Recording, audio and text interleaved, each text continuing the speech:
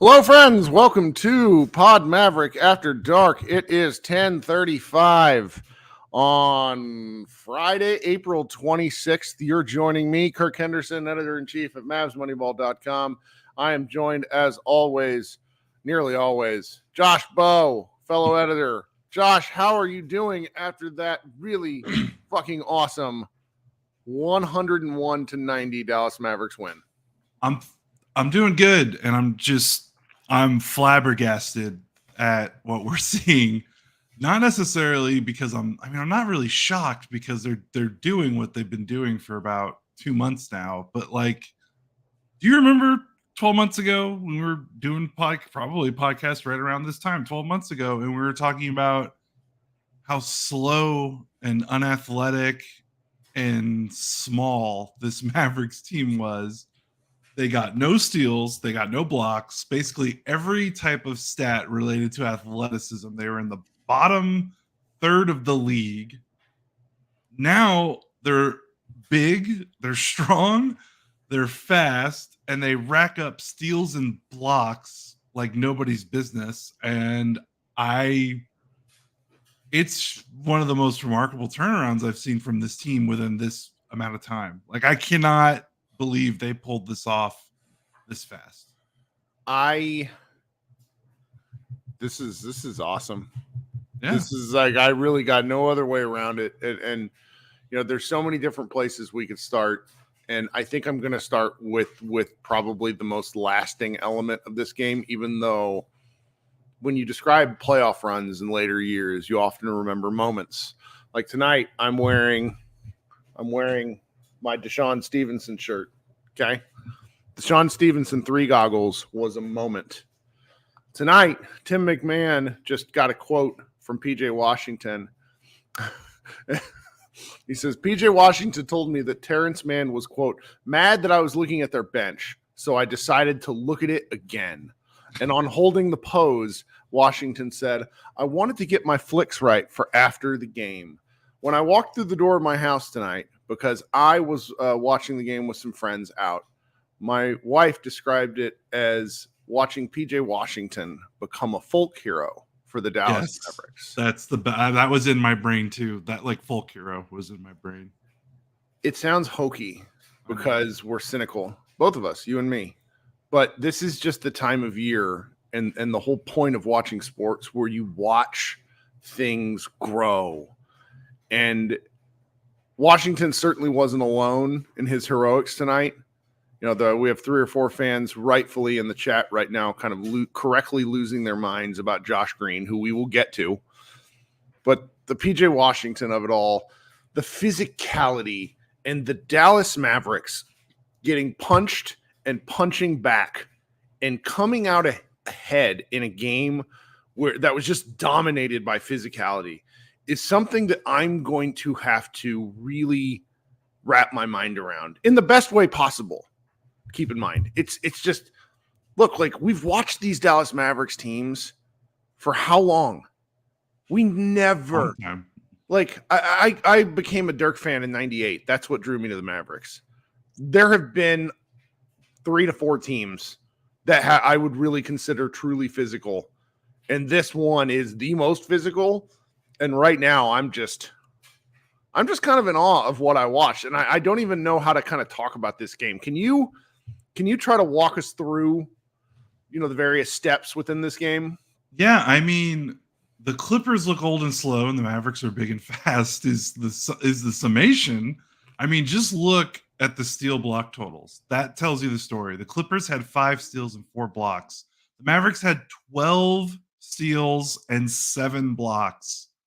they're just manhandling this team. And the size advantage is you feel it throughout the entire game. And the big thing with the Clippers is that, I guess it was talked about, but we really probably should have hammered this more. They don't play a power forward anymore. Like they play one big, either Zubats or Plumlee, and then they play basically maybe two guards and two forwards. And one of the forward and the two forwards are basically almost always Kawhi Leonard and Paul George.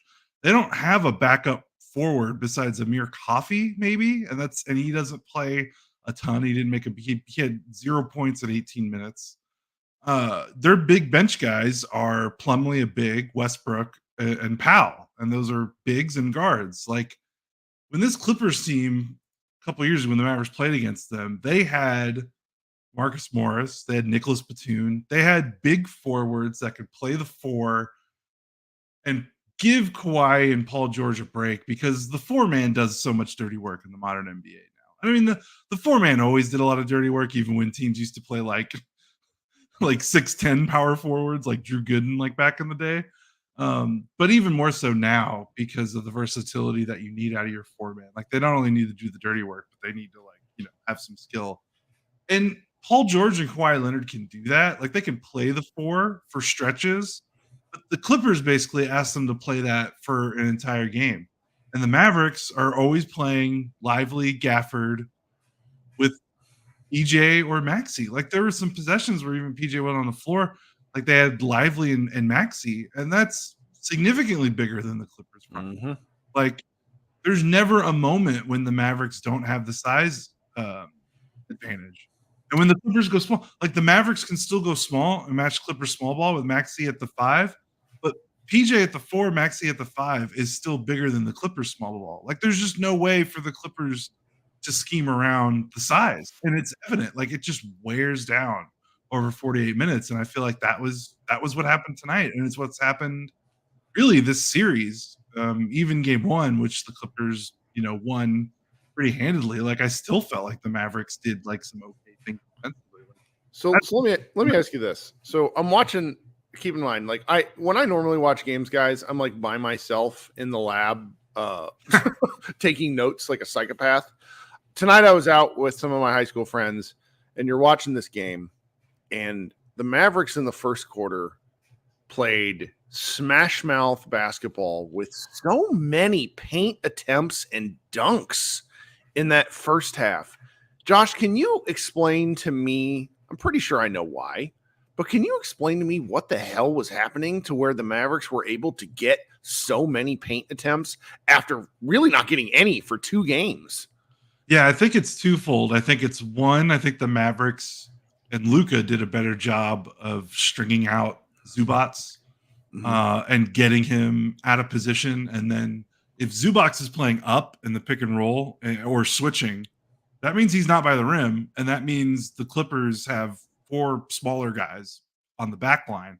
So I thought they did a better job of bringing Zubats out, and then Luka either if he switched or played on the ball in the pick and roll, I thought he did a good job getting around him.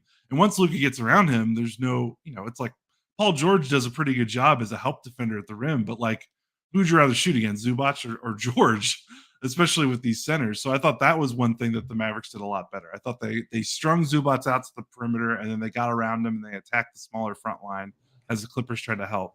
Mm-hmm. Second thing, Ty Lue kind of abandoned the defensive strategy that we've talked about with guarding Luka and Kyrie one-on-one, take away the role players, and see if the Mavericks can outscore you with 2 guys. They started sending 2 at the ball on Luka pretty early into the game. I think Luka hit a couple of threes in the first half. And it's like that spooked him. And like Luka still only finished like 3 of 11 from 3. So I don't know why he did that. But as soon as the Clippers started putting 2 on the ball in the pick and roll, started playing more conservative drop coverage. I mean, it was what, Lob City? Like it was curtains. Like they were toast. Like I think both of me and you both agree on this. Like the way to cut the Mavericks off, like make Luka score. Like when Luka's a passer, the Mavericks feel unbeatable. And there was too often in the first half where the Clippers were letting Luka be a passer. And credit to Luka, his pass, like he had some couple bad turnovers, but his passes were on point for the most part all night.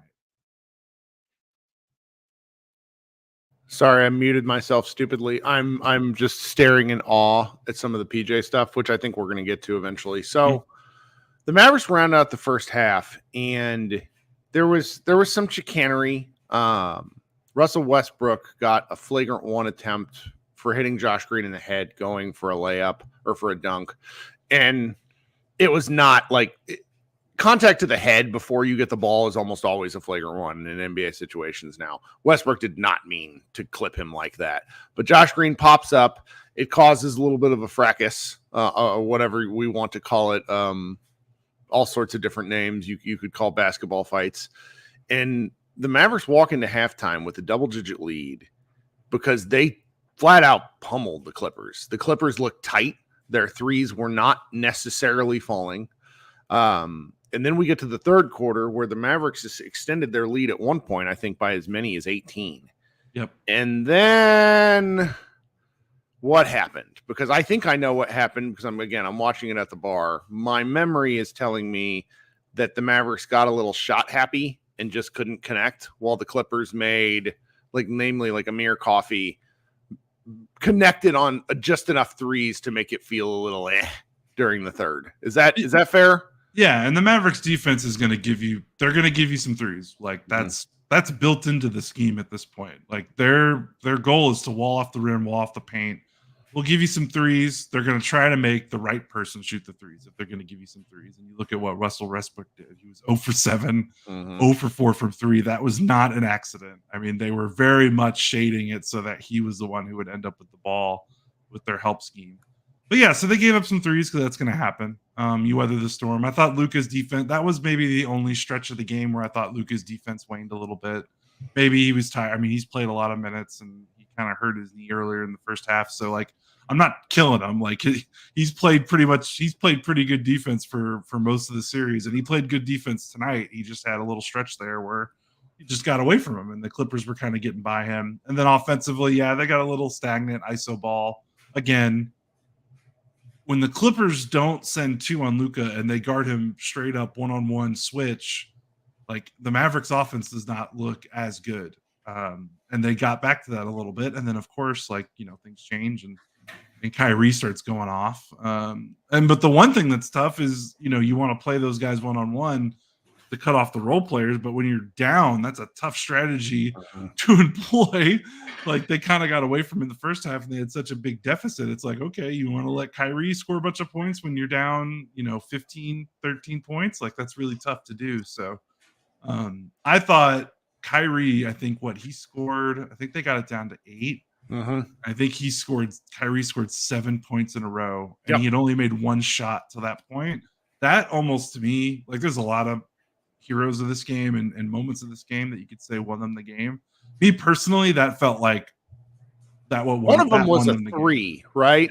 Yeah. And it was one of those and one. He had a 3 and one and then another 2-pointer. It was just the sort of back-breaking shot moment that the Dallas hasn't had while Luka's been part of the Mavericks. And obviously a special shot maker like Kyrie is one in a gajillion, but that's why you get the second star for opportunities like that. That was really special to watch with a group of people. I remember in the fourth quarter too, Kyrie hit one of those pull up and transition threes that just make you if you're watching it and you don't know enough about Kyrie's efficiency, you think it's a horrible shot until you watch it splash down. And then it's just a reminder to people that, and I'm pretty sure this is correct, so don't totally quote me on it, but I'm pretty sure Kyrie is quite literally the best pull-up, the best transition jump shooter in the league this season in terms of efficiency. He just makes a lot of these.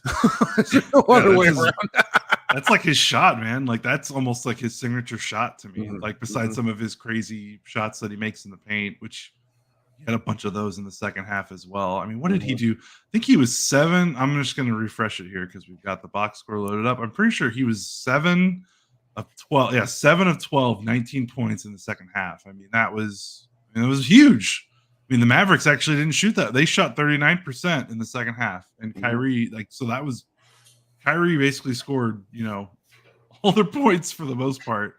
because Luka's shot didn't look great down the stretch, but he was still orchestrating. Like, I don't think this was like Luka didn't shoot well, but he still had a massive impact on the game and was able to like dictate it. And honestly, like we've been saying this for a while, like Luka can get away with some of these bad shooting games if he's given it on the other end of the floor. And like games 2 and 3, like he's passed the report card with flying colors in terms of defense. Like he's been doing his part. So, you know, really the Maverick stars are outplaying the Clipper stars pretty handily, I think, through this series. And that fourth quarter. So then the fourth quarter rolls around, and I'm sorry, Josh and I don't always take you through games like this, but this is just sort of the way that I want to process this as we're thinking about it. The Clippers at the end of the third had at one point made it it was like they were just hanging around. They got within 6 points with 1:53 left. It was 62-68. Daniel Gafford makes a layup off Kyrie. So the Mavericks headed into the fourth quarter with an 11-point lead. And it felt good, but at the same time, these are still the Clippers who have broken the Mavericks' hearts repeatedly. The Mavericks get up by almost 17 points. There's 18 points. And then I'm trying to shoot. They're darn near getting ready to go up by 20. And then Russell Westbrook just sort of loses his mind. I mean, it was building. It was culminating because he had really if we're being honest, he had been in Luka's head in the first half a little bit. He was bothering Luka. There was Luka tried to sell a little bit of contact. I mean, he did get bowled over by Westbrook on a corner three, but he didn't get hit in the head the way Luka acted like he was shot. Selling that so there's just a lot of like chatter, and these are two hyper competitive individuals. And I want people to understand something. Luka Doncic is listed at 6'7", 240 pounds. I weigh 240 pounds. Okay. I'm 6'2". You will never convince me Luka Doncic weighs 240 pounds. This is not a comment on his weight for what we're talking about. Westbrook fouls Luka so hard he nearly throws him, and then proceeds to look at the ref like, what did you mean? And he shoves Luka with the off arm. PJ Washington comes up from behind and gently, I mean, he still went at Westbrook, but just gives him a little, hey, I'm right here, guy. Which proceeded, like Russell Westbrook then proceeds to lose his mind. Like one of the more embarrassing things I've seen from him, and I've watched Westbrook for years. Hyper competitive people can lose their. We've seen Luka do it. And Westbrook just kind of lost his mind, and PJ embarrassed him. Westbrook ended up getting ejected. PJ Washington ended up getting ejected, which that was not the correct call. I mean, he only got ejected because he already had a technical. If he didn't have that first one, he would have just got. When did he get the first tech? I think with the Terrence Mann stuff in the first round, they called double tech. Yeah, right. Okay. So never mind. That's right. Yeah. Like one T is the right call. Not like that wasn't a double T ejection scenario, but he already had one, so he kind of got boofed there. Yeah. So I don't know. The weird. Sorry, I didn't mean to cut you off. The weird thing about Westbrook was like he was so pissed after that foul was called. There's no way he was mad that they called a foul on him. I think he was. Man. And like Luka is capable of selling a lot of contact. Okay, we've seen Luka do that. The way Luka was spun, that is not sellable. Yeah, he grabbed him. He wrapped him up. Like it wouldn't. I mean, I don't know. I didn't think the foul was that big a deal. No, but the reaction afterward, I was like, "What are you mad about, man? I thought you were trying to do. Like I thought he was trying to." I thought he was trying to foul him on purpose for whatever. And whatever. It was kind of at the decision point in the game for the Clippers because they're down by 15 or 16 at this point. But it ended up being Russell Westbrook had the first one flagrant, 2 technical, 1 point or less game in the NBA since Kendrick Perkins in 2005. So shout out to that Oklahoma City Thunder team back in the day. I was just really, really, just surprised. I didn't think it would get that physically testy. There was Amir Coffey kind of tried to get at Luka a couple of times, and it's just I don't understand that from those Clippers. That it's one thing when Kawhi. We remember the dunk back in I think it was 2021 when one of them dunked all over It was either Kawhi or Paul George. Kawhi or Paul George, pretty sure it's Kawhi, dunked all over Maxey, and then they're all like flexing at him. Yeah. Okay. Like Amir Coffey is a bench player and would be a really good bench player for most teams, but it's like, why are you going at Luka? What good do you think is going to happen there? Yeah, funny enough, like George and Hart, like the people that are going at Luka are the not like, you know, the backups and stuff. I guess that's kind of their point. They're kind of instigators, I guess. That's their job, to be the dirty work guys. But yeah, it's just, I don't know, that I've never getting into guys like that just never, like, why would you poke the bear? Like that just never, I feel like that never works out when you're doing it to a guy like Luka, who, like, come on, like he's been there. I know he hasn't won a title yet, but like between what he's done in Europe and like that stuff doesn't phase him, you know? Like that's sometimes it does phase him. Let's be clear. It's more the ref stuff though. The stuff that's coming from the players getting into his face. Like, I don't know. I feel like that almost always ends up bad for the other team. I don't know. So, okay, we're a little more than halfway through our normal show that we do, but this is a playoff game, and that was a crazy playoff game. So I wanted to kind of walk through it. So the Mavericks ended up closing out the game 101-90. All right, halfway through the show, those of you who would like or are like supporting the show, please do me a favor. Go ahead and head down and hit the like button on the video stream here if you're on YouTube. If while you're down there and you haven't subscribed to our show, please go ahead and do so. Just also, you know, I don't love asking for this. It makes me feel a little weird. But if you guys like supporting Josh and I, we appreciate some of the people like Louis Stevens, who sent us a tip saying it's not a blowout until Dwight Powell gets hit in the face. Gotta love that. We got Brian Roby saying PJ, Lively, Gafford, and even Josh Green all making impacts in their first playoff runs. Clippers are too old, too slow, and too frail for us. Here is some beer money. Thank you very much, Brian. And then we had a tip from DTL 72 for $25. Really, really thank you for that sort of support of Josh and I. We very much appreciate these sorts of things, guys. And if you're at all interested in doing that, obviously Josh and I are happy, but I don't really love asking for it. It makes me feel a little weird. All right. So, one more thing. I'm going to go ahead and insert audio ads here. Those of you who are listening on the audio stream, be sure to know that probably sometime on Saturday, I'll be posting the Mavs Party, which is our secondary live show, which you can participate in. If you are new to the show here, we go ahead and do that after just about every game, particularly playoff games, where I host a show where you guys can come up and talk just like Josh and I are talking right now. So thanks for that. All right, I'm going to insert some audio ads right now.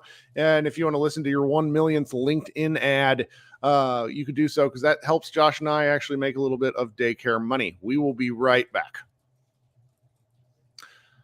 Okay, man. So what else would we like to talk about in this game? Because this is just there's a lot of ways we can go, and I'm not particularly in the mood to necessarily be negative, but I do feel like it's worth pointing out that the Dallas Mavericks won a playoff game with Luka shooting 7 of 25 and Kyrie shooting 8 of 17. When are these guys going to have a plus efficiency game, or just does it not matter? I don't know. If the defense plays like this, it might not matter, to be quite honest. I mean, and if Kawhi keeps looking like, well, I don't even know what you would call him right now. Like, he doesn't even look like I was going to say look like a shell of his former self, but that almost seems too generous. Like, he's been so bad since he's come back. Like, if he's going to look like that and the defense is going to be this good, I mean, they can get away with it. Especially if, like, you know, if one of Luka or Kyrie can at least kind of do what Kyrie did in the second half tonight. Yeah, just a little burst. Right, yeah, just the burst. Burst is a great way to put it. Like, just have something like that. I mean, if you're going to get 20 steals and blocks every game, you don't need to score that many points. Like, it's just ridiculous. The starting lineup alone had 9 of the steals. Like, it's outrageous. Like, they're such a physical, big team that I don't know. We'll see. Like, you would assume we're going to need a big, Luka game where he hits like 8 of 12 from 3 or something like that. But we're in uncharted territory with this in the Luka era Mavericks, where the defense is just so dominant that this is the team. Like, they're a defensive team. I wrote that after game 2. Like, they're a defensive team now. And I know everyone's expecting like, oh, the offense is going to come back on track. It's going to come back on track. And like, yeah, it needs to be a little bit better for sure. But they're going to win these games with their defense rather than their offense, I think. Like, I don't know if we're going to see a game in this playoff. Well, maybe we will. The odds are pretty good. Like, like it used to be like they had to hit their threes or they weren't going to win a game. And now it's like that just doesn't matter. Like, they just have to keep being the good defensive team that there are. Like, that's they're setting that new standard. So I don't know. Maybe they can get away with it. I love it, and it's weird. Luka is shooting on average 13.3 3-pointers per game this series. Yeah. He's hitting 4 of them, which is still somehow 30%. It feels like he's shooting 0%, but he does. He hits just enough big ones to where it's like, what is going on here? All right, it's worth turning our attention to some of the other Mavericks. Josh Green is a much maligned player within this podcast realm. That's perfectly, it's worth saying out loud. He played 25 minutes tonight. He had 8 points, 5 rebounds, 1 steal, and was exactly the right kind of energy the Dallas Mavericks needed. I don't know how to describe it, because there are times, we've just seen it over the years, where Josh Green's kind of freneticism can work to his disadvantage. But with the methodical way the Clippers play, he really shocks the Clippers. It's really quite impressive that he's this effective, because the numbers don't do justice just to what he was doing in this game, and really last game too. Yeah, I mean, and I think what helps with this matchup is the Clippers they're off. I mean, what is their offense? They don't have an offense. Yeah. They don't run a lot of off-ball stuff. They don't run, their pick and rolls are primarily with Harden, and the Mavericks aren't putting Green on Harden. So you think about the worst thing that Green is on defense, screen navigation. Like, the Clippers aren't killing him for it because they're putting him on George or Kawhi or Terrence Mann or Amir Coffey, and he's not getting put through a ton of screens like he would if he was guarding Harden. Like, they've always got one of Derek Jones or Luka or Kyrie or someone else. So he's not getting ran into screens. So he's kind of doing that off-ball chaos role. He also he got shoved off by Amir Coffey in the fourth quarter. I think it was the fourth quarter. It might have been third quarter. And then sold a back screen that was where he popped his head back like James Harden does on it was not an illegal screen. He just sold the call. I was laughing my ass off. Like, it was good for him. Veteran move. Something. I don't. You don't see him do that kind of veteran move, right? Right. So. Yeah, and also, like, he had 2 offensive rebounds. Yes. Both of them felt like backbreakers. Like, his offensive rebounds, they almost always, they're not like, it's a long rebound and he just happened to be there. They almost always feel like it's a clip, like someone's grabbing the ball and they think this is going to be an easy rebound and we can walk up the floor. Mm-hmm. And he's just like a battering, heat-seeking missile, like running toward the ball and not giving up on the play. Mm-hmm. Like, the way he doesn't give up on the play makes such a huge impact especially against this specific Clippers team, which is just slow as all get out and wants to walk the ball up the floor and has these older star veterans that, don't want to do the dirty work. So. I got to interrupt you. Sorry. Wade Lamb says, Kirk, you keep confusing Coffee for Norman Powell. He's probably right. Sorry. Go ahead. Oh, yeah. Sorry, Coffee didn't score any points. Sorry, Wade. You're right. No, it's okay. But yeah, it's his energy, like, they're focusing his energy in the right ways, I think, without letting him get exposed for his weaknesses. And I think the Clippers are just not the kind of team that can expose him unless they want to start running him through some screens, which they don't run a lot of screens off ball, like, because this is the Harden ISO high pick and roll show. So we'll see. Yeah. Kind of going through the rest of the guys. Maxi Kleber, once again, you look at his box score, you're probably rolling your eyes, but the 16 minutes he was out there were huge. He caught and he nailed a 3 at a pretty clutch point, which just shooting the ball with confidence, Maxi. We've talked about this all season. When he does it, it breaks game plans. Yes. I maybe he's not going to get a lot of attempts this series, but I want him I want him to fire away now, which was not what I was saying, several months ago. When whoever grew him a new toe, it's really something. Yeah, really something. And his footwork on defense has been like, where's that? Like, I mean, it's been pretty good since the trade deadline, and it's like I don't know what happened, because that was the thing we talked about with him. And it's kind of the thing we talk about with Josh, where it's like, we've kind of like, he doesn't need to score. Like, where's the defense? And it wasn't there early on, but man, he looks like 2022 playoff run Maxey. Maybe he's not making as many shots, but defensively, he's right there. And then we got Derek Lively with his most impactful playoff performance to date. Granted, he's only had 3 of them. In 15 minutes, he had 13 points and 2 boards, 2 blocks, and it was just the kind of, he was such a threat on offense for a short burst that it really helped pull the Mavericks ahead. He just gave a great quote in the post game, just talking about how he's been able to go to Tyson Chandler to talk about whatever, and I'm really happy for the guy. It really looks like they've gotten a special player. My friend J. Kyle Mann was on Bill Simmons' podcast earlier this week, and they were talking about the Clippers series, and he talked about, and I kind of disagree with him on this, but it was an interesting conversation nonetheless, about how Lively has sort of a set limited number of things the Mavericks are comfortable with him doing at this point in his career. I think that is correct, but I also think that there just haven't been enough times this season where we have seen Lively's full skill set get unleashed. The Mavericks haven't felt the need to do so. There was the big Oklahoma City comeback where he was catching the ball out of the Luka double teams and finally attacking the rim, and that was pretty fun. And there's just a lot. There's just a lot more to his game. In pregame, he hit like 3 straight threes, and people were videotaping it and talking about it.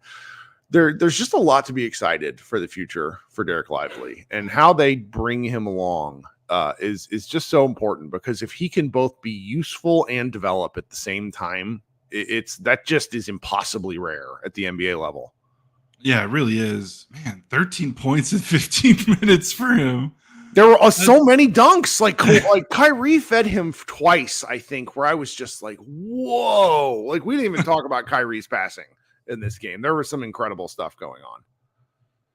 Yeah, it's 6 assists. So, yeah, he's not a high assist guy in this Dallas offense. So they let him run a lot of pick and roll. I think they were trying to give Luka some reps to like rest, to catch his breath like in mid game. But that was fun too. But another stellar, like you kind of keep going through the guys, and it's like, obviously we talked about PJ Washington. He was a team high plus 23, only 10 points. He missed all of his 3-pointers, but he hit 5 2-point shots, which is so important for him and the Mavericks.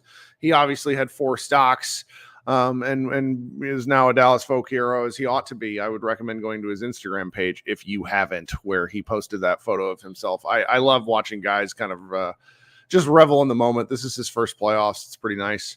Yeah, George and Kawhi can't get around him, by the way. Like, they just can't.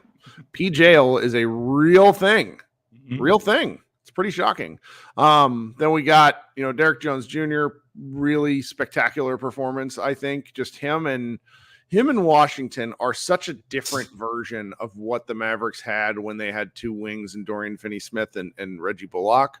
Very different. Like that combo on steroids. But it's really threatening. Like when Derek Jones Jr. is in his bag, he is living in whatever Clipper he's guarding pocket. Like, he is just so annoying to that. And it's really hard to put, like a numerical value on that sort of thing. But then his confidence is there on offense.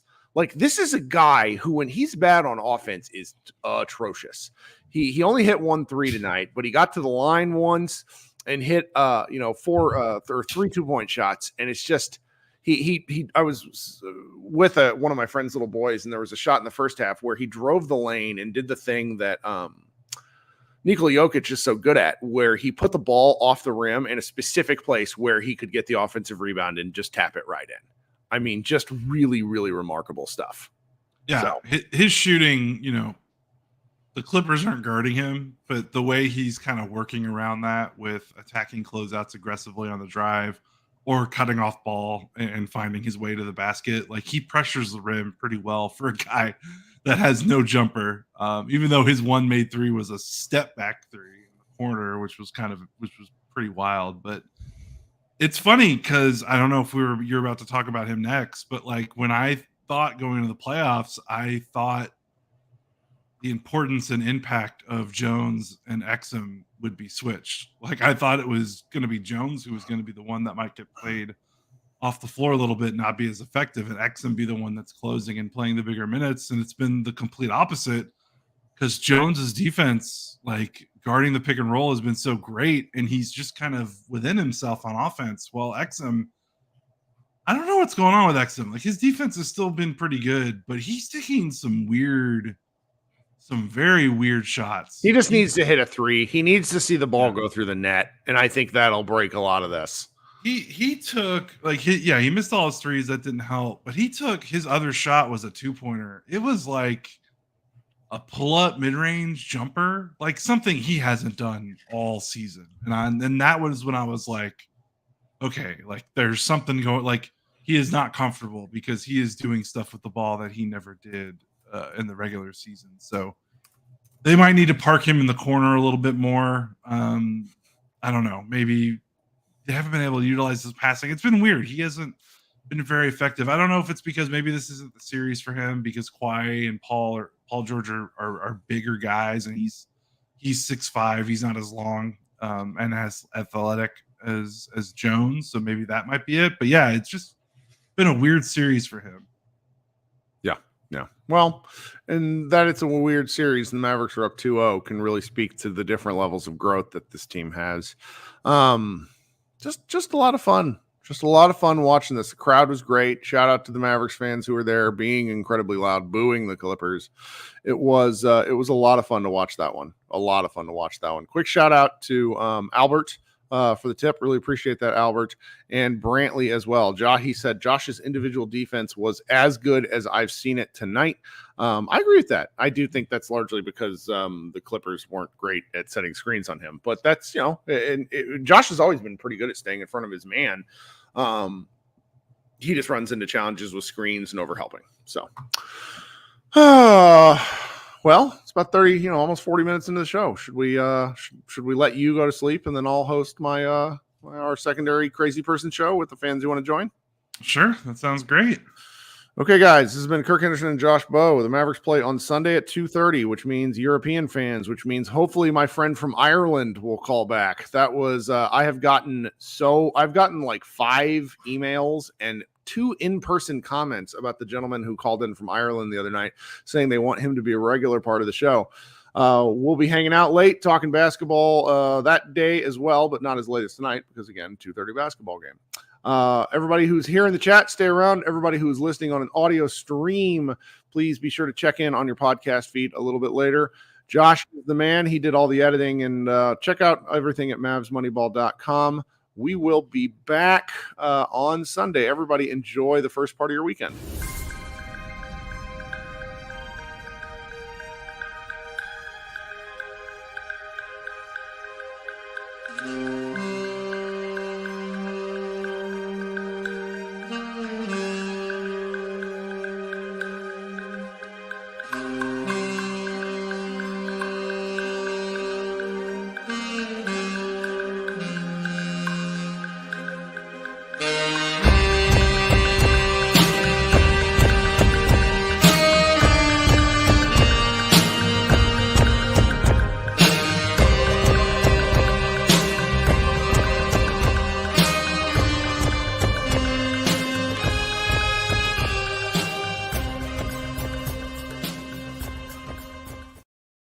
Hello, Mavs fans. Welcome to, it is no longer Pod Maverick After Dark. It is now Mavs Party. I am Kirk Henderson, editor-in-chief at mavsmoneyball.com. Those of you who are still hanging out from Josh and I's previous show, if you are new, please do me a favor and click on the link, the StreamYard link, which will send you to a private room where I will then bring you up to talk a little basketball with me. If you've never done so before, I tend to go with people who I don't recognize first because I want everybody to feel, to hang out, talk a little basketball. It's supposed to be, it's watching basketball with real people is fun. I did so today for the first time in a while. It was great. We already got 6 people in the waiting room. If you get notified that there's not enough space, just try again in a little bit. We will hang out tonight. It's a Friday night. My son's 8 a.m. baseball game got canceled, so I am happy to stay up late and talk with people. All right, I'm going to bring, let's see here. So this is Tariq. We're Tarek. Welcome to the show. Hey, what's up, man? I'm having a great time. This is my favorite time of the year. I'm utterly exhausted already, and I just can't wait for the next game. How about you? I'm doing good, man. I was only able to catch the second half, but it was a good time to watch. I was like absolutely floored by Kyrie, which, like I said, I only saw the second half, so I wasn't able to see him not do anything in the first half. So he was pretty awesome passing the ball in the first half. The Mavericks had if he wasn't scoring, he was still affecting the offense because the Mavericks had a good lead at halftime. Yeah, I think there's been so many moments over the past like couple months where Kyrie has just like knocked my socks off, but tonight it was like in the fourth quarter, I think we were up double digits, but they brought it within like 13 to where it started to get uncomfortable, and then he just hit like an impossible baseline fadeaway over 2 people. Put it back up 15, and then I was like, okay, we're not losing this game. Yeah, really something. Something. Just it's so much fun watching that sort of thing with other people. Particularly, I was with some guys tonight that don't watch a lot of basketball, and I was like, he's about an inch shorter than me, and he is able to get past these guys that are 9 inches taller than him and make it look easy. It's really something. Yeah, it was a good time, man. But yeah, I'll let somebody else come up. Sure, man. Thanks for coming on. Hope you come back. For sure. All right, my dogs are even very excited about this basketball game. Can't really say I blame them. It was a pretty exciting game. All right, so let's see here who we got down here. Looks like a lot of my returning friends, so we're going to go kind of one by one. Garrett, welcome to the show. Hello. So, what's going on? What'd you think of tonight's game? I want to talk about how Kawhi doesn't look super good at all. I'm really glad you brought this up, Garrett, because Josh and I didn't talk about this at all. I think the Clippers need to have a discussion with Mr. Leonard and really raise the question of whether he should be playing. Because when he enters the game, like their offense stops. It's pretty brutal. He just doesn't have the ability to drive or shoot threes or pass or anything that spaces the floor out for this team. And with Zubac playing in the middle, he can't shoot from anywhere outside of 1 foot. So it's like they don't have any spacing with him, and it just ruins their entire offense.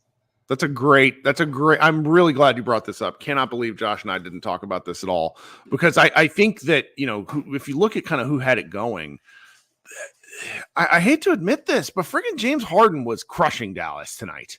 I mean, he ends up a negative 21 because he's on the floor, but his 3 ball was there, and he just didn't get enough volume. Harden just kills it every single time he plays against us because they switch him onto Luka and he drives past Luka, which I get it. Like, that's kind of what the offense is meant to do. It's meant to get Harden driving into our posts, right? But he just has that little mid-range. He has such good vision to pass it out that it kind of kills us. But if you can limit that scoring to just him, totally okay with that. Because they're getting rid of literally everything else. Yeah. So it's totally fine. Yeah. It's like it sort of is what a lot of fans accuse Luka of doing when it gets like Absolutely. That. So yeah, that's a good one. He's just a generational foul baiter, so it just adds on to that. He's so good at it. I hate how good it is. Like when he got Maxey at the end of the third quarter, I was going to scream because it was a foul. I just can't believe he baited Maxey into doing that. And Maxi's such a smart defender that he Mhm. doesn't usually get caught on that. You could see how he's so frustrated with himself Mhm. when he did that. And the other guy I wanted to talk about was Derek Jones. I had no idea he had a step back three in his arsenal. I don't think he does, but we're not gonna tell him that. We don't It's need him what to in the know. world? Because it's like he caught that. I remember that one. I was sitting there going, "Oh no, why didn't you dribble? Why don't you just shoot the ball?" And then he crosses over, steps back, and there it is. That's it. Yeah, love that. The most confident shot I've ever seen him make. Yeah. Thank you. Sure thing, Garrett. Thanks for coming up. Talk soon. All right, we got moving on from Garrett. I just wanted to do one quick thing. If you're trying to get into the show, please just give it a second. We got a couple of people that are bopping in and out. That just happens sometimes. If you're in line, stay in line. My favorite Twitter joke of all time that no one else likes. Quick shout out to 2 more people. Wade Lamb, thank you so much for the tip. Really appreciate that. And then Frank B, appreciate the quality content. Frank, we are glad to have you and Wade and everyone else as listeners. Okay, coming up next, then I'm going to bring up my man Brian. Brian, what's going on? Man, Kirk, just enjoying this game like everybody else. I will say, I'm glad that the person that went in front of me, that Garrett brought up, one, Kawhi Leonard, because Kawhi does not look like himself. That's plain to see. Now these injuries not going to excuse you from getting your ass beat, because that's what's happening right now. And you know what I'm saying, if you're on the court, you're good to go. So if you're not, get off the court. And James Harden, because we kind of got to give Harden and Zubac, particularly their flowers, because they have been the Clippers' only 2 constants. Mm-hmm. They have been the only 2 guys who can get any offense going for them pretty much by themselves, or the 2 of them when they're running pick and roll, whenever the Clippers need them to.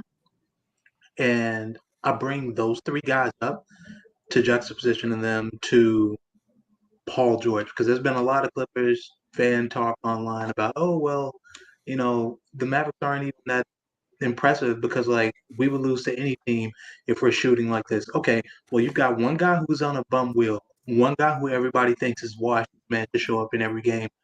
If we're not doing anything to affect what you have going on at all, explain the dude that just had an all NBA year that we are beating his ass every single game, except for that, what was it, game 1 where he showed, I think it was game 2, but tonight he had 7 points, 3 for 11 shooting. You think that just happened on accident? No, and we know, there's a number of people in the chat that keep pointing out that Kawhi's hurt. It's well, we know, he's been hurt. That's one dude though.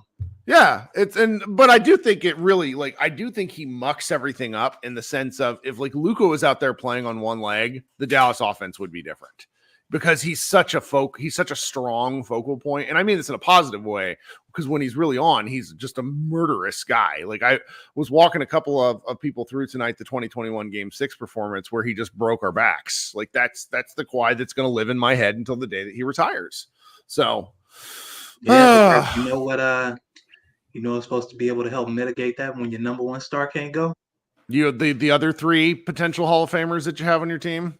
Look, I would think it would be the only other dude that's in discussion for All NBA. I know when Luka doesn't have it going, or when Luka needs to take a couple possessions off, he can give the ball to Kyrie. Kyrie can run the offense. Paul George especially only in the had second 7 half. points. My God, I didn't even realize that. Even worse, he only had 11 shots. That's where I'm like, dude, I love Paul George. I think he's a fabulous basketball player. He's one of the coolest players I've ever seen play. What he was doing out there in the last couple games is an absolute disgrace. Hey, he got that one that really crazy Luka-like shot to fall. That was fun. Yeah, that falling backwards, back parallel to the ground shot. Yeah, that was crazy. And I was like, okay, maybe it's this shot that gets him going. And even that didn't do it. And it's crazy because I think he came back a couple possessions after that, or a couple minutes after that, and tried to dunk on Daniel Gafford and got that shit set all the way the fuck out of here. Yeah. And it was just kind of a wrap from there. It's just been James Harden, Zubac, and Norm Powell in 2 games. Mm-hmm. After that, you're relying on Amir Coffey, Terrence Mann, who ain't did shit but bump his gums and get carried. Series wins now. Look, man, Paul George, I don't know what he got going on. Kawhi Leonard ain't the same Kawhi Leonard. You ain't got nobody to carry you to a win, no. So all that yapping you was doing before you was a real rotation player that you're trying to do now that you're in the rotation, brother, it don't hit the same now that we see you getting your ass bust. I love it. Well, man, we're gonna have fun on. You're gonna go. I can't come on Sunday to the thing that. Oh man, boy, look, Yeah. it's gonna be a great time. We're gonna have fun in there. Yeah, we'll see. It doesn't seem fair to leave my wife at home with 2 children while I go watch a basketball game. Plus, I like watching the game with my kid. So we'll see. Yeah. One day, Josh and I will actually be social and do something out in public with people, but we just actually have to commit to doing it. And like, Josh didn't want to, and I overcommit. So we'll see. All right, man. Thanks so much for hanging out with us. Okay. Yes, sir. Have a good night. All right, we still got 10 folks. This is a lot of people. This might be the most people we end up having in and out of the room. So I'm just going to kind of go in order here because I'm seeing mostly. Actually, you know what? I see some people I don't recognize, so I'm going to go with everybody first. Glenn, welcome to the show tonight. How you doing? Hey, Kirk. How you doing tonight? Can you hear me? I can hear you. Thank you so much for joining. I'm doing great. I am trying to remember that I made a cocktail right before the show, and I just keep not drinking it. So if you see me, that's why. So what's going on? That's all right. Full disclosure here, too. I just had surgery on my nose earlier this week. So I'm on prescription painkillers here and some cocktails. So if I don't make sense, this is why. Hey, that's great. That's what live podcasting is for. You never know what's going to happen. Well, I hope you're feeling all right, though. I'm feeling good. I'm feeling good tonight. So I want to gush. I want to gush about the Mavericks. I'm a 1981 Mavericks fan from way, way back in the beginning. People think that the greatest Mavericks team of all time was obviously the championship team, but really, my opinion is that the chairman of the boards was the best Mavericks team ever. Sure. We had Tarpley, and in 1985, when we traded Kurt Nimvius for James Donaldson, we added a dimension to the team that we needed back then, in that we had a guy that would body up in James Donaldson. We bodied up, and we never got that again, in my opinion. For like 35 years. Yes, I know. I'm the cranky old man that says, "Oh, they were never like They that." really weren't, though. They never had anybody like that again. Yes. When we won the championship with Tyson Chandler and Matrix, we did not have guys that made people fear to enter the paint. That's right. We had guys that could play in the middle, but we didn't have guys that made them fear. And so when I see, like tonight in the second quarter, I saw Harden drive into the lane. I go, well, he's gonna lay this up. And instead he dished it because he was afraid of being embarrassed by Gafford or Lively, whoever was in the game. No, they just meet him in the paint, and they're like, this far, no further. It's incredible. No easy baskets. Yeah. The That's Dallas what I Mavericks doing that. I can't wrap my head around it. No, it trips me out, and it's so wonderful because this is what I learned of basketball back 30 or 40 years ago, that this is the first thing you do when you're building a team, is that you decide no easy baskets. We will let a team get hot and hit a bunch of trays, but we will not let them come into the lane, because when you embarrass a guy, when he comes into the lane and you body him up and then you reject him and then everybody's in the crowds go, ooh, oh no, you got denied. They're afraid to come back into the paint. That's right. It lives in your head. This is the first time we've had a team like that. This is my favorite Mavericks team since James Donaldson and Roy Tarpley and Aguirre. I love it, Glenn. I love it. I'll say one more thing real quick. I took my dad to a game last year. He's 84 years old. I came to Dallas. I live in Las Vegas. I took my dad to a game, and we were playing the Pacers. Mm-hmm. And we got embarrassed because they were just scoring at will in the paint. And my dad said to me, "Why do you hate Dwight Powell so much? His shooting percentage is like 70%. Right. And I said, well, because his shooting percentage is 70% of dunks.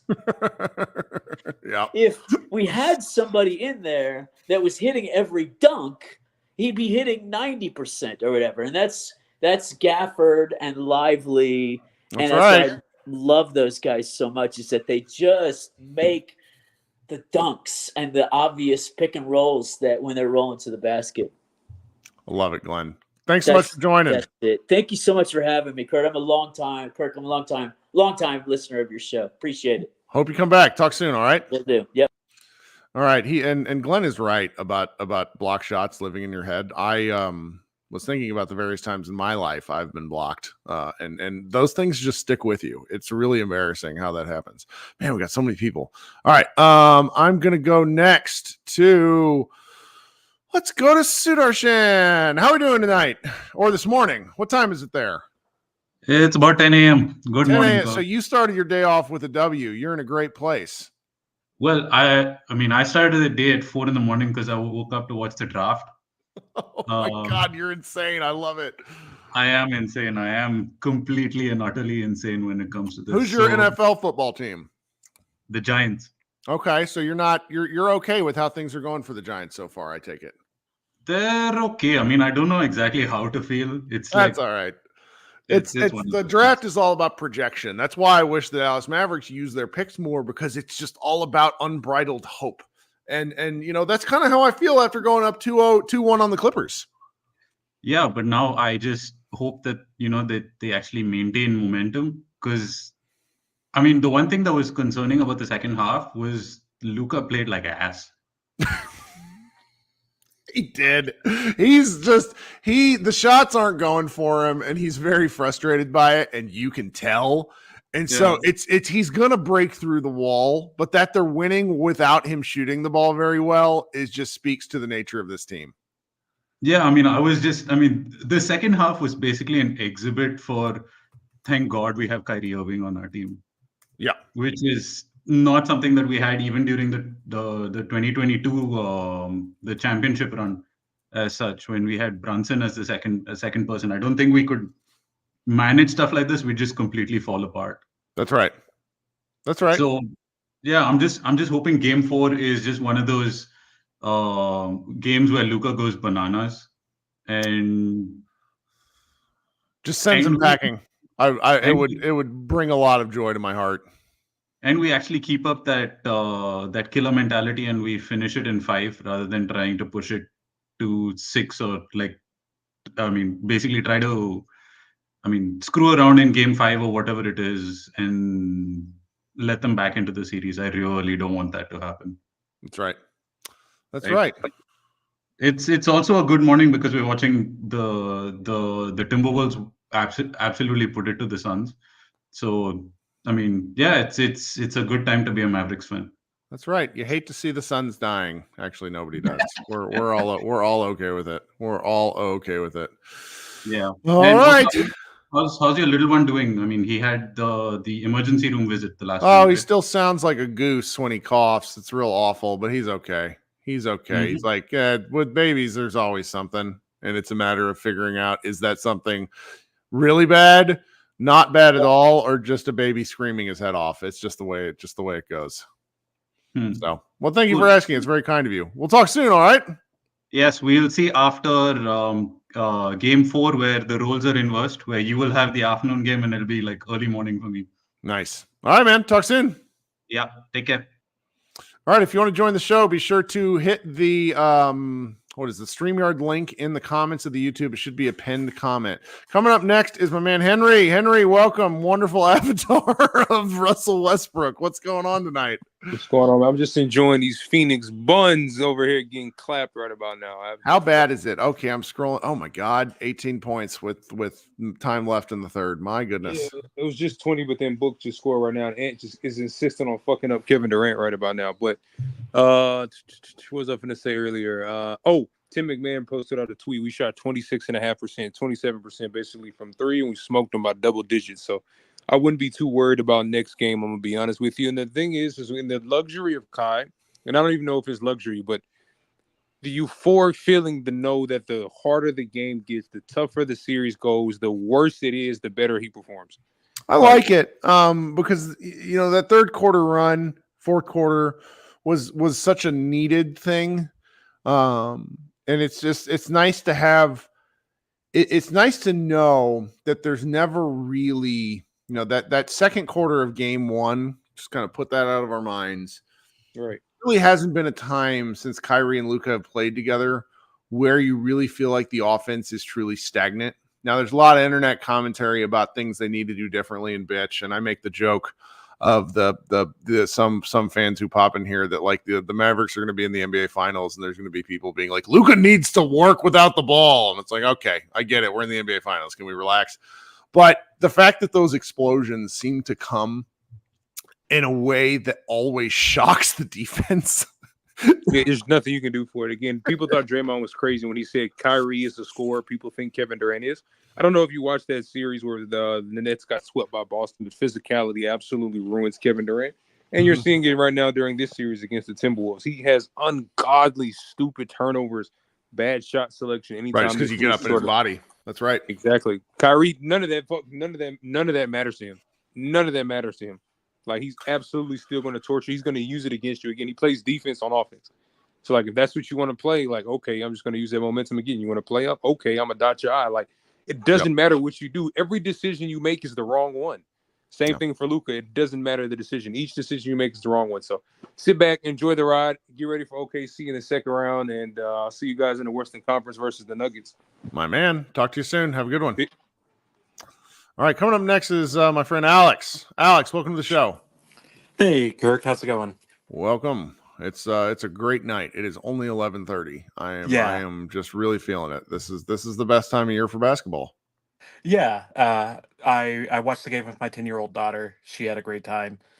We're both waking up at 5 to go to a 5K tomorrow morning. So late night into an early morning, which is always fun. My bad. My internet died for a minute. We're still here. What's going on? Oh, hey, can you hear me? I can. That was not you. That was me. I watched like I should do all this wired to be a professional podcaster, but I am not. And I am doing it, but my router is like here. So I don't understand how the hell that happened. Anyways, what'd you think of the game tonight? Oh, man. So first of all, my 10-year-old daughter absolutely loved it. You know, she's a huge basketball fan, huge Mavs fan, Luka fan, first and foremost, of course. But she had a great time. I had a great time.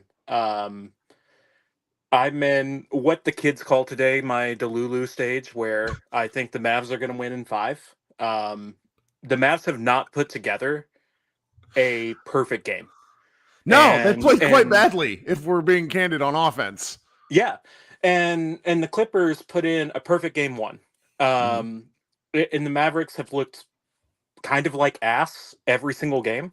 Yep. And have managed to be up 2-1. And I just, at this point, I don't see how Dallas can lose the series or not get to the Western Conference Finals. I could be wrong. I will eat crow if I'm wrong, but that's how I feel at the moment.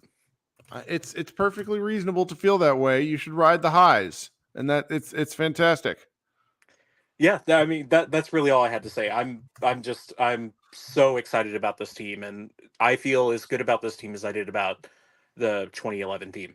I love that. Love to hear the confidence. Thanks, Alex. Talk soon. All right. We're going to go to Simon next. Simon, my guy. It's East Coast for you. You're up very late. I'm sorry. I am, and I've been waiting a while to talk to you, Kirk. I'm so sorry. Let's hear it. No. I mean, not just tonight, but I mean, just in general. I wanted to get on after game 1 and game 2. Got a lot of thoughts. Love talking to you, so I'm glad you're having me on. All right, so a couple of things. This has been a really. Am I allowed to curse on this on this forum? I mean, because this has been a really, really weird fucking series to me in a lot of ways. Number one, let's start with this fact. Can you hear me? Yeah, I can. Sound good. Okay. Part of the reason that the Mavericks offense since the trade deadline was so efficient is because they were getting 20 points a game from their center rotation on about 80% or so field goal percentage. And That's then right. Games 1 and 2, I don't know how many combined field goals Gafford and Lively Not had. many, man. It was pretty bad. It couldn't have been more than 4 between the two, between the two of them, which is weird. So that part of it. I mean, I'm just trying to collect all of my thoughts and That's all right, man. There's lots going on. Not just from tonight, but from the first 3 games. Since I wasn't on after games 1 and 2. Yeah.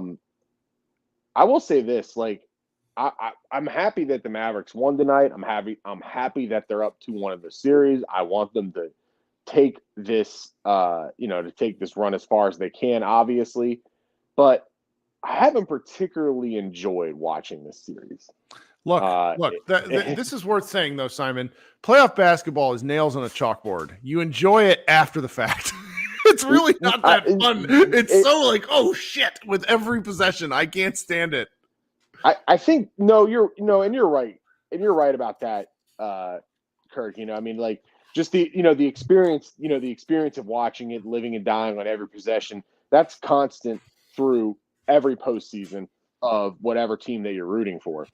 But, in this particular situation, it's really kind of driving home the point about just how much different the basketball is now than it was in January or February or whenever it was that the NBA decided to change the rules of the game mid-season. So, and there's a happy medium with this stuff. I mean, I would tend to agree with a lot of people that, the scoring did get out of control. I mean, I don't think anybody wants to watch a 140 to 135 game. It takes a lot of the value out of it. But at the same time, game 2 was what, 96-93? And I'm like, is this 2024 or 2004? That's right. What the hell is this? Another reason I haven't enjoyed watching this series is that I love Kawhi Leonard as a player. I love his game. I love his stoicism. His stoicism is very, because that's like how I kind of was when I was a player. And just his general not giving a fuck about doing anything outside of showing up on the court and being a Terminator is kind of endearing in a league where you have all these, kind of self-important superstars. Sure. But it's really sad to watch him. He just looks like a shell of himself. He can't do anything. Yep. And the 2021 series between these two teams was an epic series with epic performances from him and Luka, and it was just back and forth, and neither team could win a home game, and it was COVID, and it was just weird, but it was just hell of enjoyable. And this just, I don't know, it doesn't have the same feeling now. The Mavericks are up 2-1, and I sound like I'm being negative, and I guess I am. But now let's kind of get to the Luka part of this. That's another thing that's been weird about this series is just the way it's not the fact that he's missing shots, because everybody goes through spells where they miss shots, right? But it's the way that he's playing, and I don't understand it. And when I kind of came on earlier in the season, like very, very, very, very early in the season, first 9-10 games or so, and talk to you.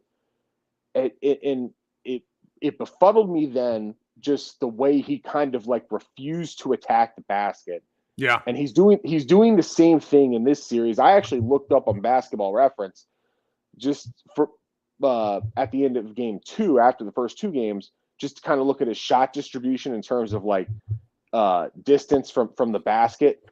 And according to Basketball Reference, he had 0 shots in games 1 and 2 from within 3 feet. Now, I can recall at least one shot from game 2. I think it was the end of the third quarter where he drove the length of the floor. All the way, right. All the way. And I don't know, one.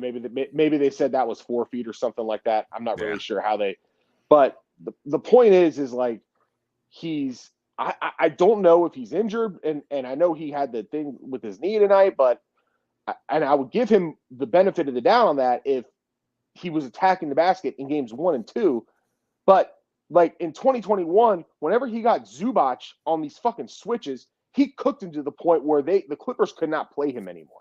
And well, the shots aren't going down, but I will say that tonight was the first time that it felt like Zubac was coming out a little higher. Josh talked about this because the Mavericks were getting all these alley-oops at the rim, and Luka and Kyrie were responsible for most of those.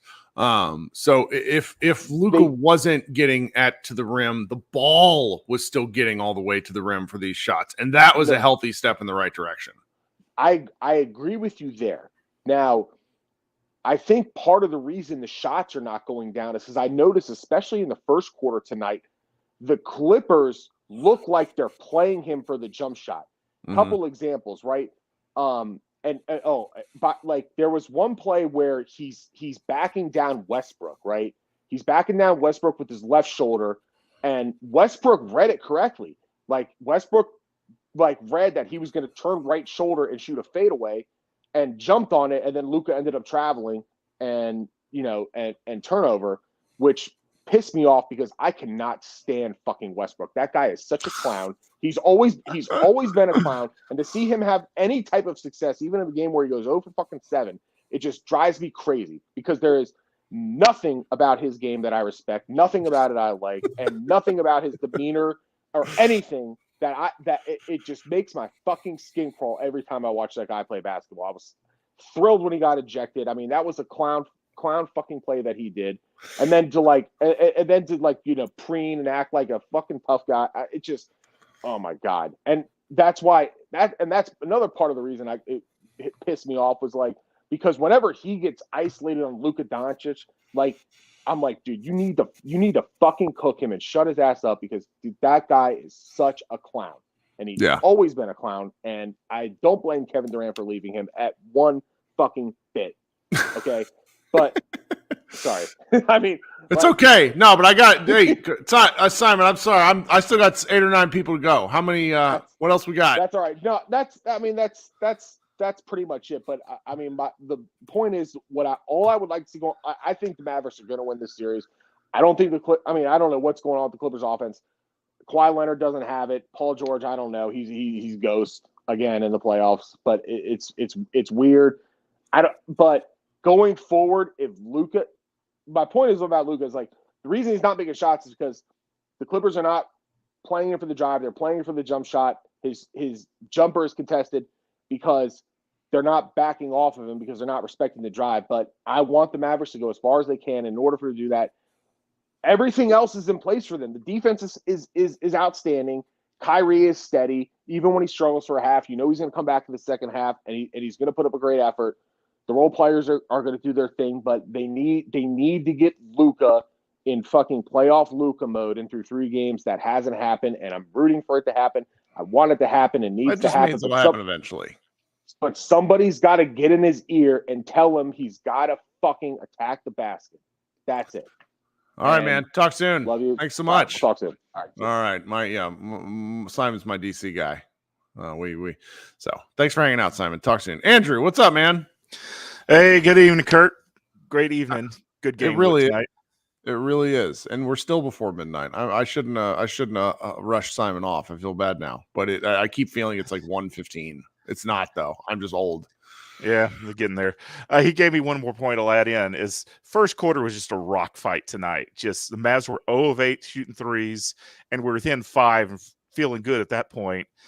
And then the main thing I want to get to is the Mavs just no longer react badly to the tomfoolery of other teams. That is a great point because I'm so used to the Mavericks being the ruffled team, even with Dirk. I mean, do you remember? This is like a famous thing for oldies like us when David West gave Dirk the old cheek pat. Is 2008. It's like one of the most offensive things I've seen another man do on the court, and no Maverick stood up for Dirk. Yeah. It drove me. I was gonna lose my mind. And so now the Mavericks are the ones that are dishing it out. It's wild to me. Yeah. After Westbrook had his flagrant one in the second quarter on Josh Green, the Mavs then went on a 26-9 run for the rest of the quarter. That ended the game. And from then on, the Mavs were just hand on the younger brother, just holding them back. And Clippers got close once, but that's about it. And then Kyrie took control, and that was that. To bring Simon's point up, Luka is spending much more effort on the defensive end than he ever has in his career. Is that starting to affect his offense, which it almost has to be somewhat? Yeah, but there's also just an element of frustration that we're seeing. He gets into these ruts and usually he shoots himself out of it, and that just hasn't happened yet. Which we got time, thank goodness.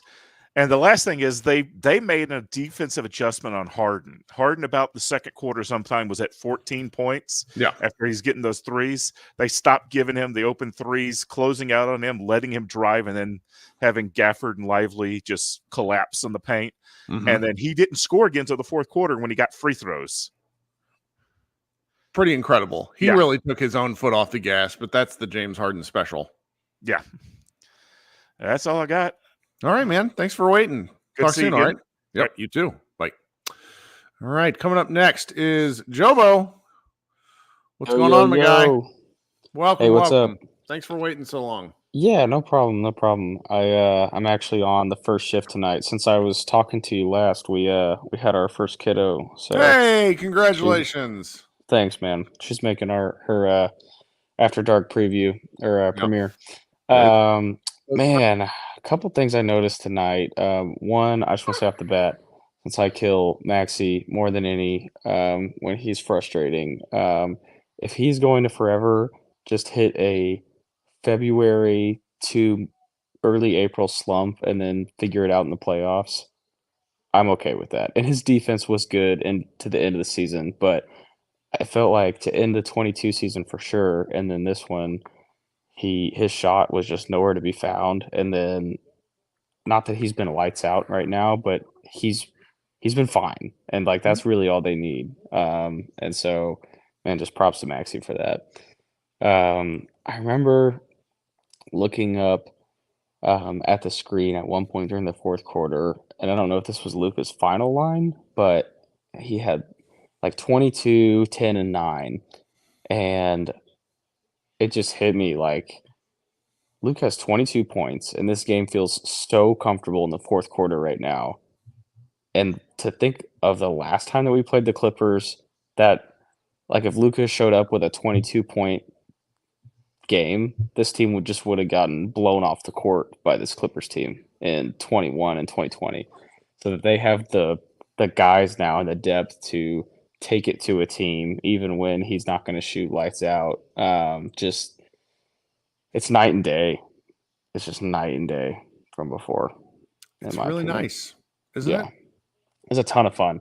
And I mean, I'll always be partial, but I went to the same middle school and high school as PJ, just a couple years down.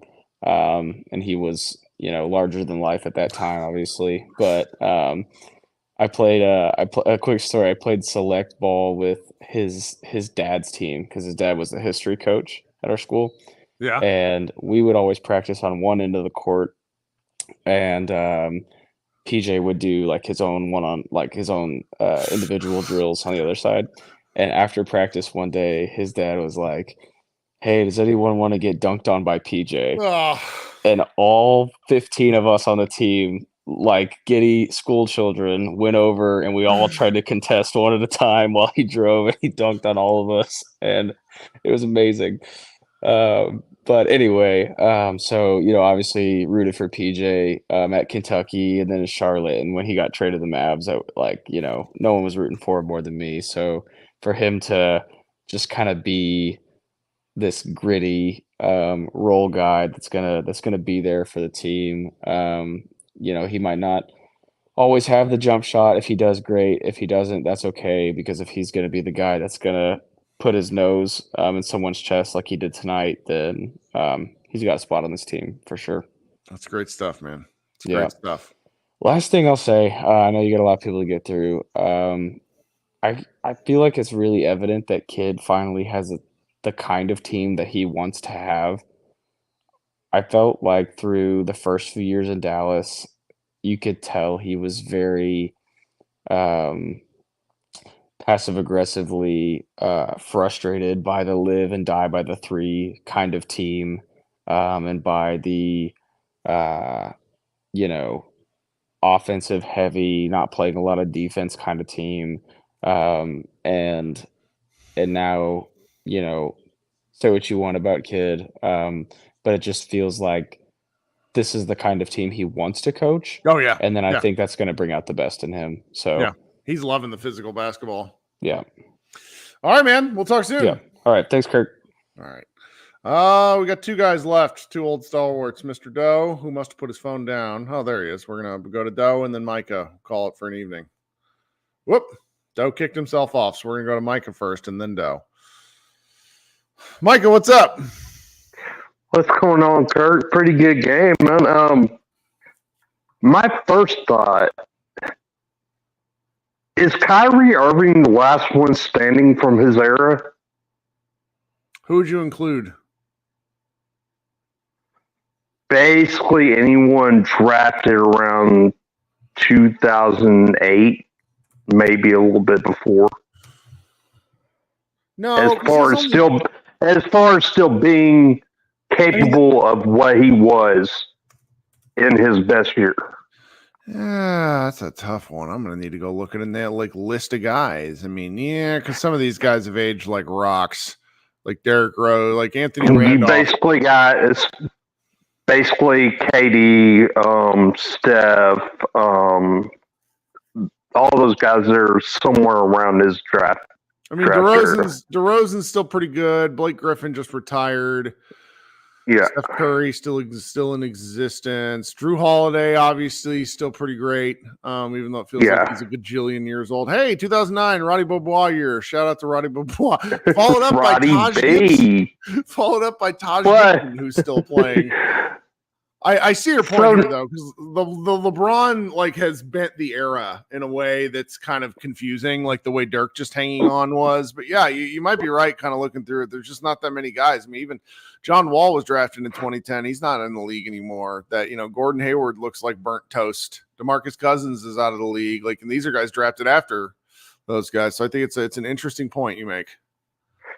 Yeah, but all in all, not bad for a D grade trio, right? Yeah. Big fan. They're playing great basketball. They're playing just a defensive style that I didn't think I'd ever see from a Mavs team, that's the main focus of the team. We just over the years mainly been a more leaning to offense and we finally got the dogs that we got gaslit about when we got James Johnson. Yeah, that's a throwback. James Johnson, what a name. Who's the other one? Was it not DeLon Wright? No, Jason. Was it Josh Richardson? There's a whole era of dudes. You're right. Yeah, it's Josh Richardson when they was coming over the play saying the dogs are coming. Right. Well, my man, what else you got for us? They're playing great ball, man.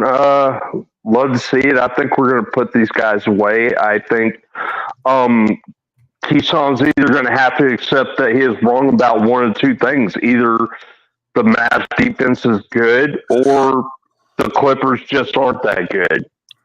I know, right? It's one of the two. Either way, he's wrong. Keyshawn Johnson. He's not prepared. He's not built for that role. That's okay. We still love him for his football. All right, man. We'll talk soon, okay? All right. Have a good night, Kirk. All right. Don't kick yourself off stage this time, Dell. What's going on? Oh, man, that game was awesome. I lost my voice for about half the game. Where were you sitting? I was sitting in the super nosebleed seats. Outstanding. I was in row N. I mean, absolutely the very last seat in the top row. But it was outstanding. I mean, the second time Russell kicked himself in the cojones, it was over, And yeah. I mean, he's just sabotaging the whole series for him. Him and Kawhi are just. Both of them are just two landmines, and just put a rock around them and throw them in the ocean, I mean, they weighed that team down unbelievably, and Tyronn Lue, he's an idiot for even going back to Russell Westbrook after the first quarter. He did all that stupid shit. Yep. And it's just perplexing to me. What was scary was in that third quarter, they were building up some momentum. Powell was making some shots and so was Kawhi. Then the next thing Russell Westbrook's getting into it. And what happened there? I couldn't tell what happened at the stadium. Why did our guy, PJ Washington, why did he get ejected? I didn't understand that. So he'd already had one technical, and he got a second technical. Oh, okay. I don't remember his first technical, His first technical was a minor thing, but it was still a thing. And so that's why he got sent packing. Okay, because the stadium was just so rocking. And I've never been in a game that had so many stoppages. You know, it was like, oh my God, I'm like, this is the longest game ever. How many things are we going to review, and how many times we're going to have a technical that we need to look at, or, or a personal foul, or it's flagrant or not. It was just insane. I mean, this was like a WWE wrestling match. Yep. It was a slugfest, another one. And I can't believe we're talking about the Mavericks and playing a slugfest. Yeah. And winning. And winning, the typical ballerina, high maintenance, we're going to score a lot, don't touch me thing.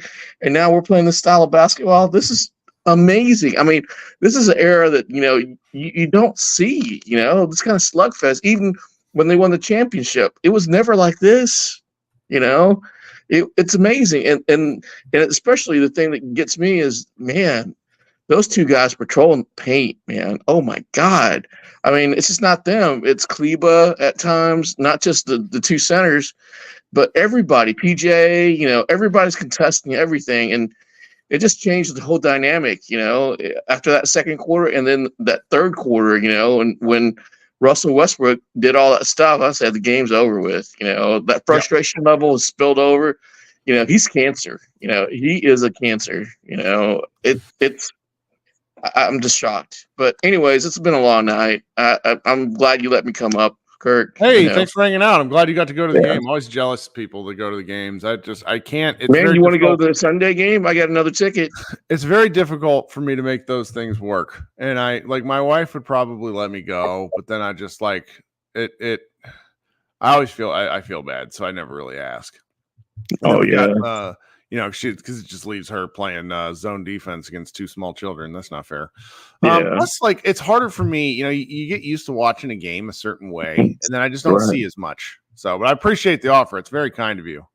Yeah, I mean, I got really good news. My cancer is stage 1, so it's not going to be as bad as I thought it would be. So punch I just it in want the to make face. sure.